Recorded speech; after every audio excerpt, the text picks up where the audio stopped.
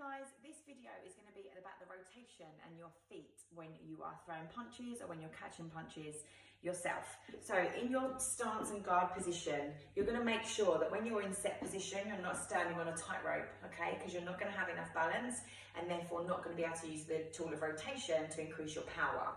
So when you're in your stance, as Kev teaches you in your session, in your lesson, the front toe, if you draw a line directly through from me now, the front toe here should be in line or on the same line, not on the same line, but with your back heel, okay? So what I mean by this is this front toe, draw a line directly back through the center of me, shouldn't be on the same line as your back heel. So there's a definite difference. If you're standing in a box, imagine you draw the top of the box at the front, you're going to be in the top left-hand corner if you're orthodox and the bottom right-hand corner if you're orthodox, or opposite, obviously top right if you're southpaw, bottom left if you are southpaw as well. So in this nice split stance, it allows you to lift the heels and turn your hips essentially.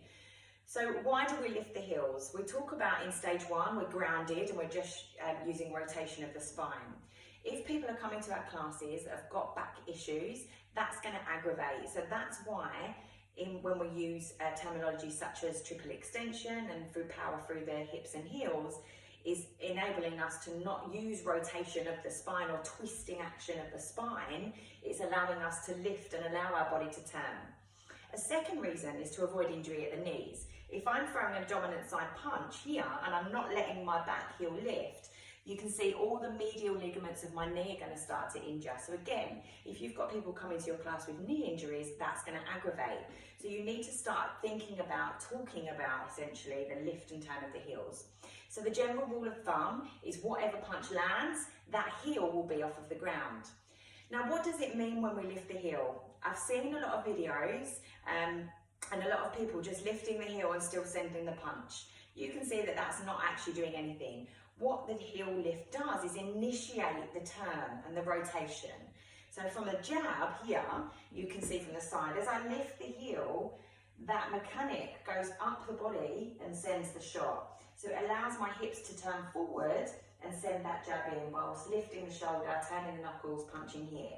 Okay, so the heel doesn't just lift, it enables you to rotate on that corkscrew.